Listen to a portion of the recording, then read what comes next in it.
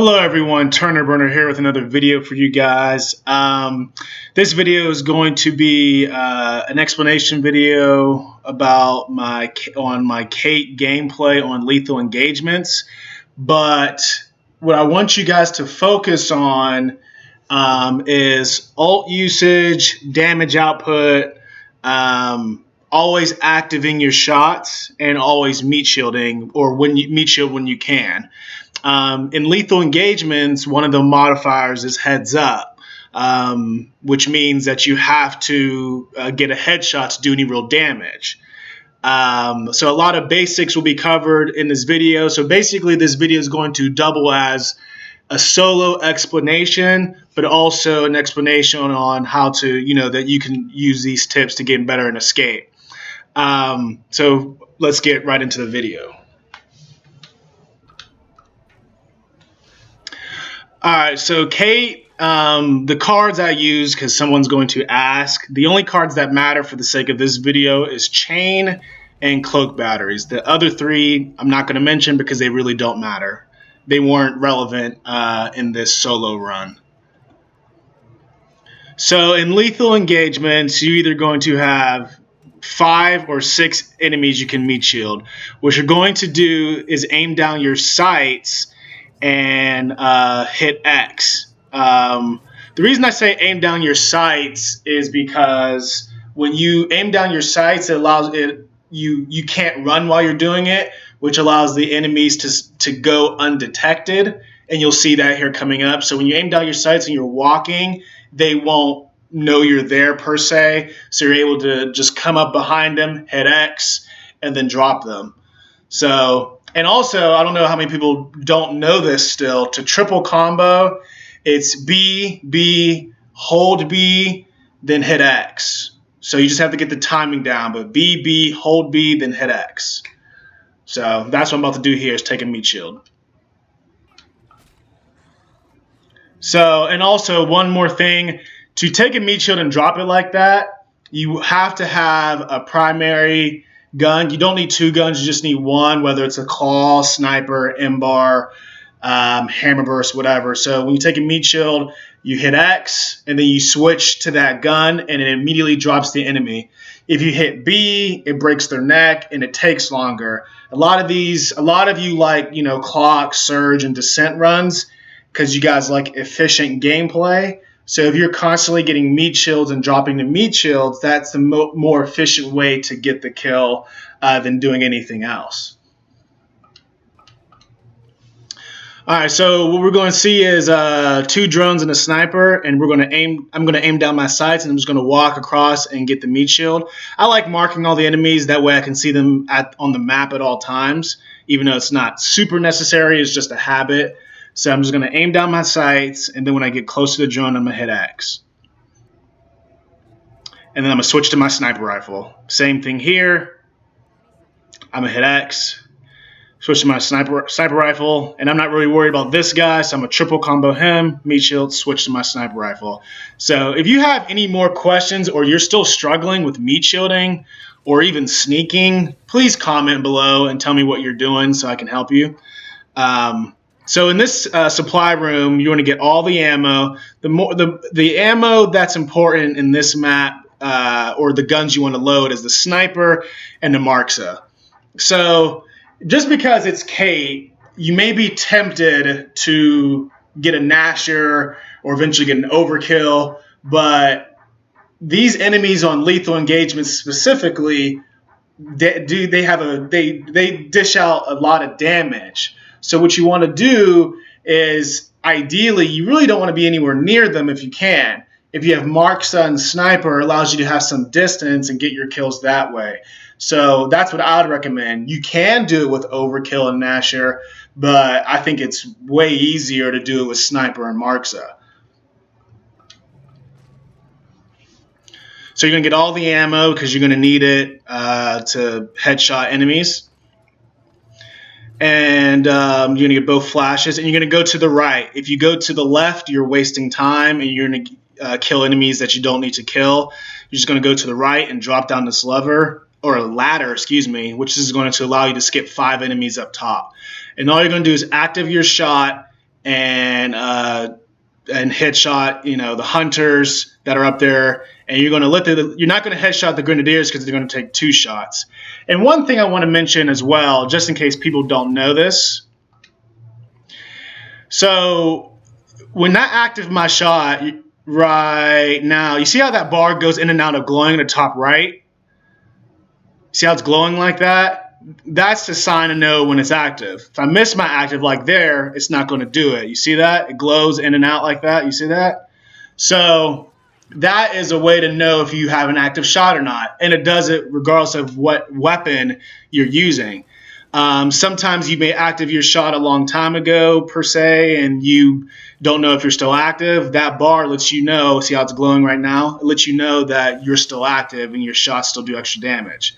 So I took my time activating my shots and one shot headshotting the hunters. And then I'm going to deal with the grenadiers with marks because I don't want to waste any more sniper ammo. So with the grenadiers, you shoot their helmet off first. And then once you shoot their helmet off, they're fair game to do a one-shot active headshot sniper. One thing with damage output with these characters and these guns and things of that nature, you pretty much want to always active your shots, your gun simply won't do as much damage. Activating your shots allows you to do more damage, which allows you to kill enemies faster, which allows you to generate your ultimate faster, which also allows for a smoother game. So you want to active your shots because overall it maximizes your efficiency, if you will. So this flash doesn't work, so always be mindful of that. And that just triple combo this guy. Meat shield, switch to my sniper. So I think the only thing left is a buzzkill scion. Now, since the Operation 3 update, it doesn't take 6 active shots to kill a scion anymore. It only takes 3. So active your shots. Make sure they're a headshot to maximize the damage. If you hit anywhere on the body, it's almost like nothing happens, especially on lethal engagements. And that's the last shot right there, and then we're just going to go down. So you see how the bar is not glowing? I'm not active, so that's not a one-shot headshot. So it took me 2 non-active shots, which is essentially wasting ammo, which is kind of a mistake when you are doing these solo runs. So just keep in mind from a standpoint when you're doing your own games, you don't want to waste ammo, and having non-active shots may be a way is a way of wasting ammo, if you will, because you're not maximizing each individual bullet. There's no keygen and there's no weapons lockers, so you need to take advantage of every single moment in these solo runs. So right now I have my ultimate, and what I mentioned was my cards right now. Just imagine they're only chain and cloak batteries. That's all I really use anyway. And I know there's a bunch of enemies down there. And here's another thing with efficiency. So I have 2 choices. I can, get that corner where it says when working below. I can get that corner and take my time headshotting enemies and probably do it, but high risk. Or I can just meat shield every single enemy down there in a matter of seconds. As Kait, I believe there's something of the nature of 10 to 12 enemies down there between elite drones, grenadiers, and hunters. And I just, because I want to get to the next section, because it's a solo run, I just meat shield them all. Again, tie back to if you're doing a casual master run, if you're going to, or some of you, again, gravitate towards those faster type runs. This original video for Kait on Lethal Engagement was 16 minutes, and I was by myself. So I would probably guess if you are with a team, you should be able to cut that in half because there's 3 of you. Anywhere from 8 to 10 minutes is how long your Lethal Engagements run should take, because of the fact that you're using the steps in this video for your own run. But again, from this section right here, there's elite drones, grenadiers, and hunters. I choose the path of least resistance, really, where it's just me shielding everything down there so I can get to the next section and stay ahead of the Venom. Because that's also another thing.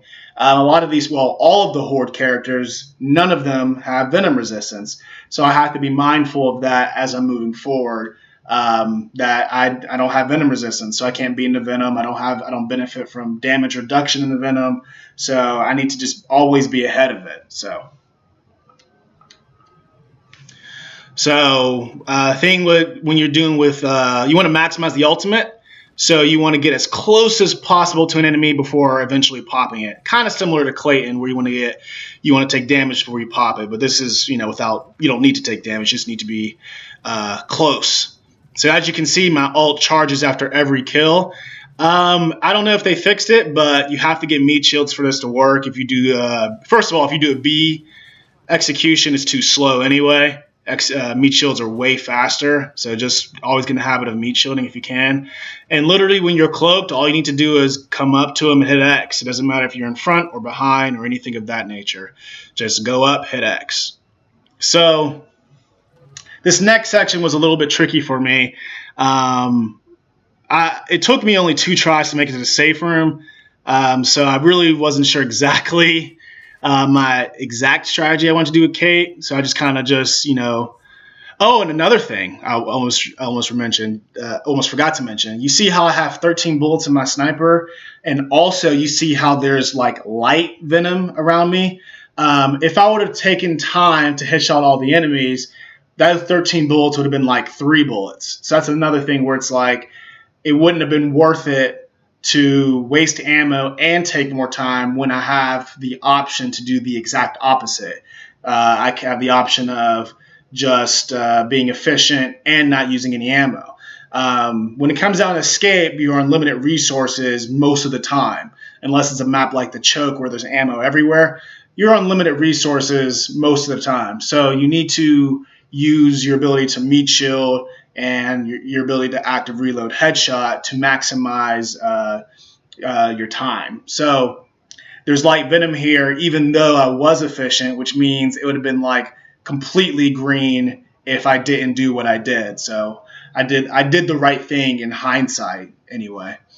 So I have 13 bullets. I may get the number wrong on this, but I believe there's 2 Buzzkill Scions, 2 Elite Drones, 4 Snipers, and 2 Grenadiers. I believe that's right. So basically with the Scions, I need to active headshot them with either Marksa or Sniper. And then hopefully with the damage output, I eventually charge my ultimate again. So we'll see how it goes. So just active missed my active. And then I aim at the elite drone, so I got one of them. And then the Buzzkill Scions triggered.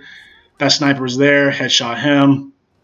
Not active right now because it's not glowing. That's just like a visual confirmation that you aren't active. But I'm somewhat ahead of the Venom, but not a whole lot, so I need to be efficient here. So I use Marksa. I always use Marksa instead of Sniper to get rid of the regular Grenadier helmet. And in that case, because of his distance, I was able to just kill him with the Marksa. And here, I just need to get space because I don't want any of those Scions to charge me. And it gives me some time to get sniper kills if I didn't miss there, and then possibly get a meat shield if I can. But none of them pulled forward, so this direction ended up being null and void. A Grenadier's coming at me, so I need to back up. I need to back up into 2 Scions, which is not ideal, but I luckily got away with this. This was the close call of the game, really. So remember I said 3 active headshots for the Buzzkill Scion kills him. That's what I do here. And hopefully I do it fast enough before the Scion and Grenadier come up from my left. And then I just, get back over here. My ult's at 75%, so I know that once I kill this Scion and Grenadier, it's going to recharge again. So doing damage charges your ultimate, whether it's pistol damage, bleed damage, whatever. Doing literal damage charges your ultimate. So if you're a character that wants to, or if you're a player that wants to get to ultimate faster, simply do more damage. and that'll help you, use your ultimate as much as possible. In this particular game, I was able to use my ultimate 4 times. I think by myself it would have been 2 or 3, but because it was solo and I'm not sharing the wealth of killing all the enemies, it was 4 times. So just keep that in mind when you're using other characters. If you want to use your ultimate, whether it's JD's ultimate, Kate's ultimate, Lonnie's ultimate, just get more kills, and that problem kind of solves itself. So so basically, right here, it's a little dicey, but I make sure I remember the heads up modifier. So I remember that everything I do has got to be a headshot. So even though I'm in this corner, I kind of just have to kill them, or else, really. So I active my shot. Unfortunately, I missed, which, and at least initially I did. Then I missed that active. I get the helmet there, missed that active. But then I hit my active at a good time right there before he blasts me. So that was good timing and a little bit of luck there too. So last bullet, I headshot the Buzzkill Scion, and now my ultimate again, which is going to be safer to deal with the elite drone and sniper remaining, just to meat shield those two. That way I can get to the safe room. You see how thick it is as far as the venom, and that's including me going pretty much as efficient as I can. So, basically when it comes down to these solo runs or even regular runs, you want to get ahead and you want to stay ahead. Unless you're a character like Lonnie, you kind of need to be on the edge of Venom, or Mac as well. But you want to get ahead of the Venom and stay ahead of the Venom. It's common on the Gauntlet, specifically, just for a side tangent, that people like to wait for Venom for Mac or Lonnie. You want to kind of, especially with these new characters, you want to refrain from that, because if you're in a situation where a section is taking you a little bit longer than usual, you want to have that room for error, which is something of the nature of like, oh, it's taking a little bit longer, but I'm not taking damage from Venom as well. It's taking longer, and this Venom's not like messing up my active reload shots, because once you're in Venom and you're trying to do shots, your shots start bouncing and you're less accurate. So basically, when it comes down to these solo runs, score runs, regular runs, get ahead and stay ahead.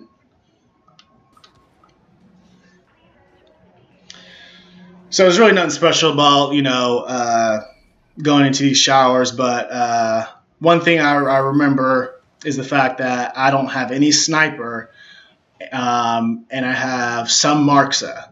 So ammo conservation is something you need to pay attention to when it comes down to really any map. Okay, so you want to get if you're playing with other people, you need to share it a certain way. But if you're by yourself, you want to get all the ammo and make sure all your guns are loaded. That way you can, use the ammo. It's simple as that. It sounds basic, but a lot of people like skip ammo rooms and things of that nature, which sometimes has a strategical purpose, but you really want to, be mindful of where you're at ammo-wise. So all I'm going to do is active my headshots and go back into cover. On this map, sometimes when you active headshot and go back into cover, it doesn't trigger the drones, so they just stay stationary. And one shot headshot with active, and that's it. So there's 6 drones there, and they took all my ammo. There's 3 elite snipers behind the Buzzkill Scion. Oh, I forgot that drone. There's 3 elite snipers behind the Buzzkill Scion, so I use my sniper to get one of them. And then the Marksa is strictly for the Buzzkill Scion. So here's one thing I want you guys to pay attention to with the Buzzkill Scion. So each active headshot hit with the Marksa is going to do something of the nature of 1,000, damage points. So, and from here on out, I want you to kind of look at it, because it's more obvious after the safe room, because the visual is a little bit lighter than before the safe room. It's a little bit more darker atmosphere and you can't see as well. But after the safe room, I want you to notice like headshot hits, what they do as far as damage output, because each gun has its own damage output. When you're a bleeding character, you'll have the initial damage, and then you'll have residual damage as far as like bleeding is concerned. That's something you can also pay attention to, but I'm not going to go over that in this video. But each marks a hit active does about 1,000 damage, and it takes about I think it's 30. I don't remember. I think it's 30 active headshot hits to knock out a Scion. So you're talking about it requires to completely kill a Buzzkill Scion about 30,000 damage, roughly, points against the Scion to get rid of them.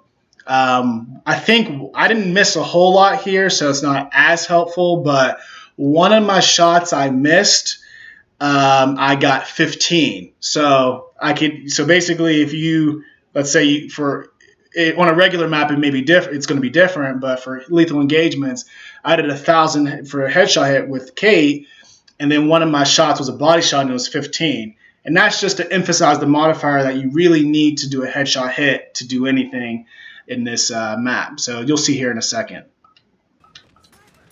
So 1,000, 1,000, 1,000. Then make sure it's active. So that 15, that was very brief, but one of my bullets was 15. So that bullet basically didn't do anything. It really needed to be 1,000, damage points to get that Scion to do any sort of real damage. I mean, imagine I use the exact same amount of bullets. So basically 30 active marks of shots. I'm just doing rough math. I'm not getting a calculator out because that's not the point. But 30 marks of shots does roughly 30,000 damage points against the Scion, which kills the Scion. If I did 30 non-active shots at 15 points of damage, that's only 450. So what's a bigger number, 30,000 or 450? So that size of difference is the reason. Now, granted, it's smaller on other maps, but lethal engagements prepares you better for other maps. But that the discrepancy is small on other maps because they don't have the heads up modifier. But the gist of it is you want to active your shots because it allows you to maximize on a per bullet basis. Even this next shot, if I'm going off memory, one of my shots is going to be like 15 or 12 on this elite sniper. And basically it might as well have been 0 because of the fact that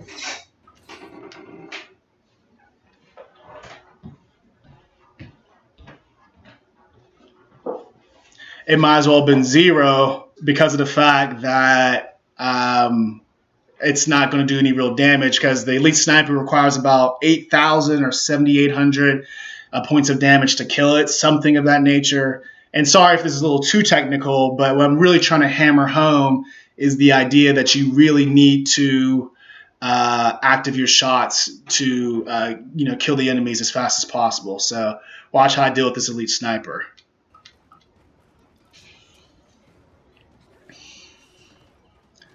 So that's one of the elite snipers. So what I do here is flash and grab. So when you flash, you can just hit X and meat shield them instantly, and you take the grenade they're holding. So I got a shock, which isn't really ideal for lethal engagements. It really needs to be flash. Elite enemies always carry their own grenade, whether it's shock, flash, or smoke if it's elite hunter. Elite grenadiers, if you flash them, you keep recycling flashes over and over again. If you flash an elite drone and you don't have a flash, so I just headshot hit that. So that's an active headshot hit, and you see it's still glowing because it's active. So if you, so here when it comes down to the flash and grab, I want to touch on is so we got 4 different types of elites. We got elite hunters, we got elite grenadiers, elite drones, and elite snipers, right? The drone elites and sniper elites both carry their own shock grenade. Elite hunters carry a smoke, and elite grenadiers carry a flash, which is probably the most valuable grenade in Escape, because when it comes down to meat shields, you can flash, they'll be stunned, and you just go up to them and hit X. It's a very efficient way and safe way to get kills. So when it comes down to So let's say I have a flash, right? And let's say I have two, and I flash an elite drone, and I lose that flash, and I know he carries a shock, right? So what the game will do is I don't get the shock. I just keep the flash I have. Same thing. So if I have the grenade, and if I have a grenade and it's not the grenade of the enemy I'm grabbing, like if I have a smoke and I grab if I meet you a elite grenadier, I don't get a flash. I just retain the smoke. If I have a flash and I use one of my flash for the elite grenadier and I grab them, I regain that flash. So basically, I steal my enemy's weapon or enemy's grenade before I kill him, or after I kill him. Excuse me. So I hope that makes sense. So basically, if you have the grenade and it's different than the enemy you meat shield, you don't get that grenade. You have to either be empty or have that same grenade. So if you have questions on that, please comment down below. But here's another section again, and we're talking about ult usage. When it comes down to these solo runs, for the most part, I want to use my ultimate as much as possible because I want to get through the map as fast as possible. Most ultimates allow you to do that very, very quickly. So Kait's definitely one of them. Kait's probably got one of the top 2 or 3 best ultimates. Going invisible, low risk, high reward, can kill 8 to 12 enemies undetected and knock out whole sections. So you'll see that here in a second. So the grenade I'm holding is a flash. So regular enemies, this first enemy is a hunter. Non-elites don't carry anything. So this hunter's not carrying anything. But this elite grenadier is carrying a flash. So I gain a flash, as you see at the bottom left. So these elite drones are carrying shocks, but I just keep a flash because that's what I have. So I don't get a shock. I just keep the flash. And then there's one more elite grenadier, and that's all of them. So pretty much as easy as it looks, really. There's an ammo room down there, but again, with the efficiency, I know I'm going to charge my ult quickly with kills, and I know I need to pull the stump that's at the LZ area. I need to pull him away from the LZ. That way I can get to the LZ, because remember, I made a choice to not use Nasher or Overkill in this game. So I'm not killing the stump with Sniper or Marxa, so I just need to avoid him completely. So my goal is to pull the stump away from the LZ, stay ahead of the Venom, and then eventually just run to the LZ. So you'll see that here in a second. So basically, it's just target practice, active, and then shoot the elites in the head. With the update in Operation 4, you can active headshot all the elites in one shot, except for elite grenadiers. They take 2 shots because they have helmets. Even regular grenadiers take an extra shot because they have helmets. So you want to be quick with your shots, because if you take damage, you get downed, and getting downed when it comes down to solo runs, it just means you lose. And typically, there's Iron Man, you have to go back to the lobby. So you need to be quick with your decisions, quick with your active headshots before going to the next sections. So because I've done this map too many times, I know how the spawns work. So the stump is going to come up here, and there's going to be 3 elite grenadiers that come up here. So I want to go back on damage output real quick. So remember on the Scion, when I was doing active Marxa hits, the Scion was doing about 1,093 per hit. But on that elite grenadier, I went a little bit too far back, but on that elite grenadier, I believe it was non-active. Let me just double check. It was doing 750 non-active. It was doing that was 12 because I'm missing 750 damage points per hit. So, and then it goes back up to the 1,093. So that's about a 33% increase if you active. So that's something to keep in mind. Going from 750 to 1,093, it's roughly about a third increase. So all I'm doing right here is trying to stay alive. I know elite grenadiers carry flash, so my first instinct is to try to headshot them from a distance. But if they get too close, my next instinct is to do a flash and grab. So there's going to be one more Elite Grenadier. And then there's going to... Oh, excuse me. No, I got all the Elite Grenadiers. I'm sorry. So the stump comes up, and then I just bolt to the LZ. The only remaining enemies right now is an Elite Sniper and an Elite Drone. So the Elite Drone is the most overpowered enemy in Escape. I would say the Elite Drones and the Juvies are probably the result of 95% of my losses in any map on Horde or Escape. I don't lose games because of Scions or Elite Hunters. It's typically Juvies or Elite Drones, mainly Elite Drones. So you'll see a situation here where I have a choice to either meat shield the Elite Drone or meat shield the Elite Sniper. Granted, I probably could have got them both, but because of the fact that I remember that Elite Drones are the game enders, Elite Snipers are not, I meat shield the Elite Drone just to make sure he's not going to track me down to the LZ. So you'll see that here in a second. So the Elite Drone, the Elite Sniper is about to throw shocks. I want to make sure I rush him a little bit. So I flash him, and I go this way, and then I see the Elite Drone still there, so I flash him now. So I just go straight to the Elite Drone. I don't even care about the Elite Sniper. I grab a shot. I get a shock as my quote-unquote reward because I didn't have any more flashes because I used both of them on those two Elites. And those two Elites specifically only carry shock, so I was only going to benefit from either no nade or a shock. So basically, this is really easy as far as ending the game with Kait is very easy because she goes invisible, and the enemies typically just stop moving altogether when she goes invisible at the LZ. So right now, I'm just going to wait for my ult, and then I'm just going to meat shield the enemies that decide to go to the LZ, and that'll be it. So I just throw my shot because I don't need it for anything. I'm waiting for my ult, which is like seconds away. The Elite Sniper is really not a threat, so I'm just waiting for my ult to charge. And as soon as it charges, I'm going to pull that lever, and it's basically, game over. Two drones come to the LZ, a Scion comes to the LZ, and also an Elite Grenadier. Same thing as before, you want to pop it at the last second, but don't pop it too late or you're going to get down like me, which would have really annoyed me. So meat shield and switch to your sniper. And then meat shield this drone and then switch to your sniper. And that's pretty much it. Because I'm invisible, doors are going to close, and none of the enemies are moving until I start getting visible again.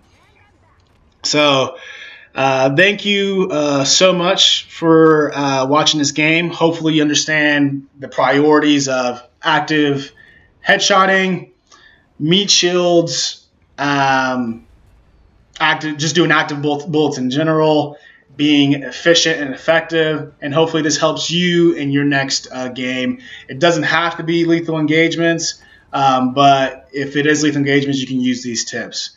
Thanks guys for watching, and stay tuned next video. I'll put like chapters in the comments section for you, but there's not going to be a recap this time like last time, but I'll put chapters if you want to go back to a particular section. But yeah, that's it guys, and stay tuned for the next video. You guys have a good one.